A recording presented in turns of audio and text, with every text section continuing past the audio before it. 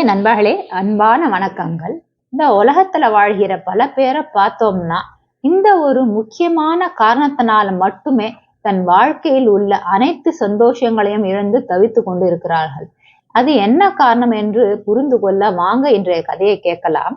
ஒரு முறை ஒரு கிராமத்துக்கு மிகவும் ரித்தி சித்தி பெற்ற ஒரு ஜென் குரு வந்தாராம்.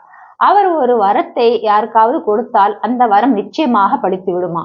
இந்த விஷயத்தை பற்றி கேள்விப்பட்ட அந்த கிராமத்துள்ள எல்லா மக்களும் அந்த ஜென் குருவை எப்படியாவது சந்திச்சு தனக்கும் ஒரு வரத்தை கேட்டு வாங்கி விடணும் என்ற எண்ணத்தோடு கூட்டமா ஜென் குரு இருக்கும் இடத்தை நோக்கி வந்து கொண்டிருந்தார்களாம். கொஞ்ச நேரத்திலே கிட்டத்தட்ட முக்கால்வாசி கிராம மக்கள் ஜென் குரு இருக்கும் இடத்துக்கு வந்து சேர்ந்து விட்டார்களாம். அதற்கு பிறகு ஜென் குருவும் மக்கள் எல்லாம் சேர்ந்து உட்கார்ந்துட்டு இருந்த இடத்துக்கு வந்தாராம். அங்க வந்த பிறகு எல்லா மக்களையும் ஒரு பார்வை பார்த்தாராம். பார்த்துட்டு அவரும் அமைதியா உட்காந்துக்கிட்டாராம். அதுக்கு பிறகு ஒரு 1/4 மணி நேரம் அப்படியே மௌனமாவே உட்காந்துட்டு இருந்தாராம். 1/4 மணி நேரம் கடந்து போச்சாம். அதுக்கப்புறம் 1/2 மணி நேரம் ஆச்சாம். 1/2 மணி நேரமும் கடந்து போச்சாம். 3/4 மணி நேரம் ஆச்சாம். 3/4 மணி நேரமும் கடந்து போச்சாம். அவர் வாயே திறக்கலையாம். அதுக்கப்புறம் 1 மணி நேரம் கடந்து போச்சாம். அப்பவும் அவர் மௌனமாவே உட்காந்துட்டு இருந்தாராம். இதை பார்த்த மக்களால இதுக்கு மேல பொறுமை காத்து கொள்ள முடியலையாம்.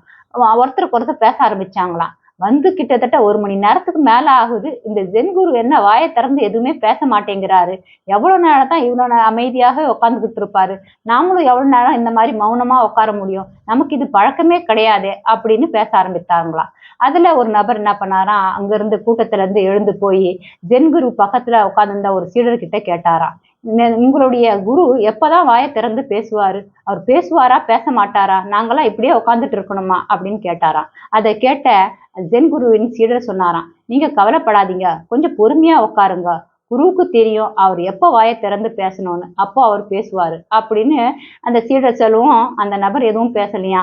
மக்கள் கிட்ட வந்து இனிமேல் இங்க உட்காந்து பிரயோஜனம் இல்லை, இவர் இப்படியேதான் மௌனமா இருக்க போறாரு, அவங்கவுங்க வீட்டுக்கு போய் அவங்கவுங்க வேலையை பார்க்கலாம், என் கூட வர வேண்டியவங்க கிளம்பலாம் அப்படின்னு சொல்லிட்டு அங்கிருந்து கிளம்பி போனாராம்.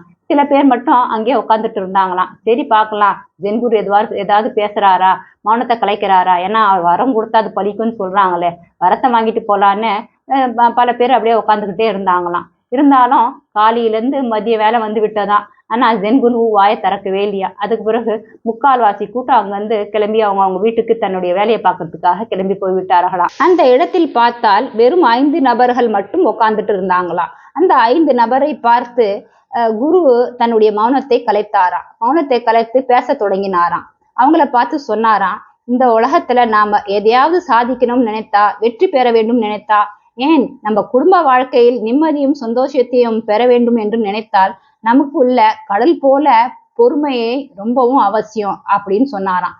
அதை சொல்லி முடித்த பிறகு அவங்களெல்லாம் பார்த்து சொன்னாராம், கேளுங்க, உங்களுக்கு எல்லாம் என்ன வரம் வேண்டும், அந்த வரத்தை நான் உங்களுக்கு கொடுக்குறேன் அப்படின்னு சொன்னாராம். அதை கேட்ட உடனே 5 பேருக்குமே ரொம்ப சந்தோஷமா ஆயிடுச்சான். அதுல முதல்ல இருக்கிறவர் சொன்னாராம், எனக்கு பதவியும் புகழும் வேண்டும் என்றாராம். சரி, அது உனக்கு கிடைக்கும் அப்படின்னு சொன்னாராம். 2வது நபர், எனக்கு குழந்தை பாக்கியம் வேண்டும் என்றாராம். அதுவும் உனக்கு கிடைக்கும் அப்படின்னு சொன்னாராம். 3வது நபர், எனக்கு இந்த உலகத்திலே உள்ள பெரிய பணக்காரனா வரணும் அப்படின்ற ஒரு ஆசை அப்படின்னு அந்த 3வது நபர் கேட்டாராம். அதுவும் நடக்கும் அப்படின்னு ஜென் குரு சொன்னாராம். 4வது நபர் ஜென் குருவை பார்த்து கேட்டாராம், நான் சிறந்த ஓவிய கலைஞராக திகழ வேண்டும், என்னுடைய புகழ் உலகம் முழுவதும் பரவ வேண்டும் என்றாராம். அதை கேட்ட ஜென் குரு அப்படியே நடக்கும் என்று வரம் கொடுத்தாராம். 5வது நபரை பார்த்தோம்னா கொஞ்சம் வித்தியாசமானவராம். அவர் கொஞ்சம் வித்தியாசமா கேட்டாராம். அவர் என்ன கேட்டார் என்று பார்த்தோம்னாக்கா, எனக்கு என்றென்றைக்கும் அழியா மன நிம்மதியும் சந்தோஷம் வேண்டும் ஜென் குருவே அப்படின்னு கேட்டாராம். அதை கேட்ட உடனே ஜென் குரு சொன்னாராம், இந்த உலகத்துல பணம், பொருள், புகழ் எதை கேட்டாலும் என்னால கொடுக்க முடியுமே தவிர, நீ கேட்கிற இந்த மன நிம்மதியும் சந்தோஷமும், அதுவும் அழியா மன நிம்மதியும் சந்தோஷம் வேண்டும் என்றால் என்னால் கொடுக்க முடியாது. அதை நிச்சயமாக இறைவனால் தான் கொடுக்க முடியும். ஆனா கவலைப்படாத, நான் தியான திருஷ்டியில போய் அவர்கிட்ட கடவுள்கிட்ட உன்னை பேச வைக்கிறேன், நீ நேரா கடவுள்கிட்ட பேசி உனக்கு வேண்டியதை கேட்டு வாங்கிக்கலாம் அப்படின்னு சொன்னாராம்.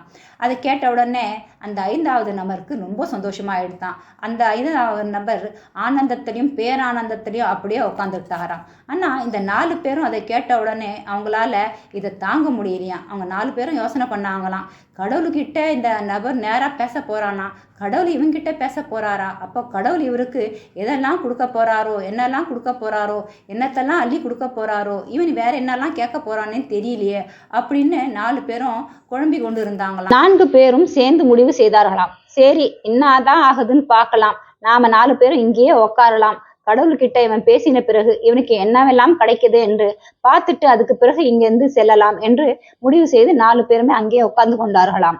குருவும் சொன்னபடியே தியான திருஷ்டிக்கு போயிட்டாராம். அதன் பிறகு கிட்டத்தட்ட 2 மணி நேரம் கடந்து விட்டதாம். ஆனா ஜென் குரு தியானத்திலிருந்து திரும்பி வரலையா. ஜென் குரு அப்படியே தியானத்தில் உட்கார்ந்திருந்ததை பார்த்துட்டு இவங்க 4 பேருமே ஒரு கட்டத்தில் தன்னுடைய பொறுமையை இழந்து விட்டார்களாம். தன்னுடைய மூளையை கசக்க தொடங்கி ஆரம்பித்தார்களாம். அவங்களுக்குள்ள வெறுப்பும் எரிச்சலும் பொறாமையும் அதிகரித்து கொண்டே போய் கொண்டிருந்ததாம். அவங்களுக்கு கிடைத்த அந்த வரத்தை மறந்து விட்டார்கள்.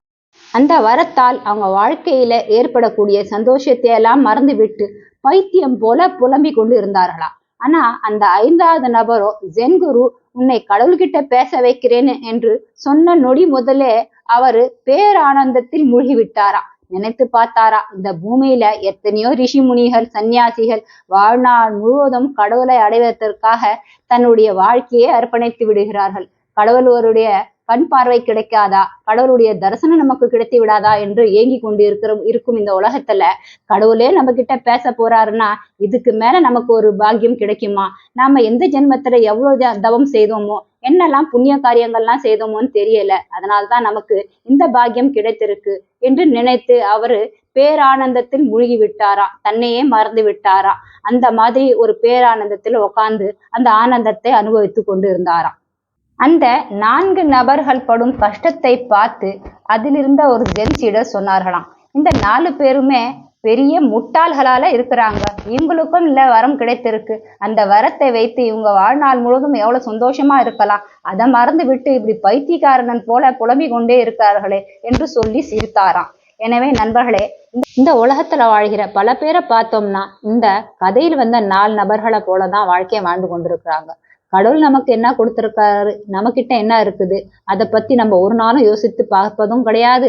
அதை வைத்தும் நம்மளால சந்தோஷமாக வாழ முடியும் என்கிற எண்ணமும் நமக்குள்ள ஒரு நாளும் வருவதும் கிடையாது. நம்மளோட வசதியா இருக்கிறாங்களா, அக்கம் பக்கத்துல நம்மளோட உயர்வான வாழ்க்கையை வாழறாங்களா, அவங்க கிட்ட என்னெல்லாம் இருக்குதோ அதெல்லாம் நமக்கு கிடைத்தாதான் நம்மளால சந்தோஷமா வாழ முடியும். இல்லைன்னா சந்தோஷமும் நிம்மதியும் நம்மளை விட்டு வெகு தூரம் போய்விடும் என்ற எண்ணத்தோட நம்ம வாழ்ந்து கொண்டு இருக்கிறோம். நண்பர்களே, ஒரு விஷயத்தை மட்டும் நாம நன்றாக புரிந்து கொள்ள வேண்டும். பணம், பொருள், நமக்கு சௌகரியத்தை கொடுக்கக்கூடிய விஷயங்கள் நமக்கு நிரந்தரமான சந்தோஷத்தை ஒரு நாளும் தரவே முடியாது. நிம்மதியையும் சந்தோஷத்தையும் கடவுள் நமக்கு உள்ளேதான் வைத்திருக்கிறார்.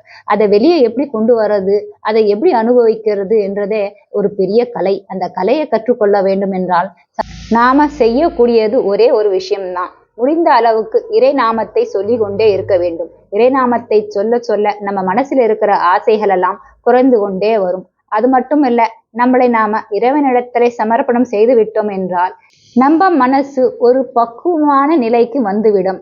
அதாவது கடவுள் எதை கொடுத்தாலும், நம்ம வாழ்க்கையில நமக்கு எது கிடைத்தாலும் சரி, அதை வைத்து நம்மளால சந்தோஷமாவும் ஆரோக்கியமான வாழ்க்கையை வாழ முடியும் என்ற நம்பிக்கைக்கு நாம வந்து விடுவோம்.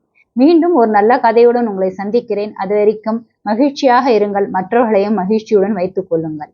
பிடித்திருந்தால் லைக், ஷேர் அண்ட் சப்ஸ்கிரைப் பண்ணுங்க. உங்களுடைய கருத்துகளையும் மறக்காம ஷேர் பண்ணுங்க. வாழ்க வளமுடன். நன்றி. ஓம் சாந்தி.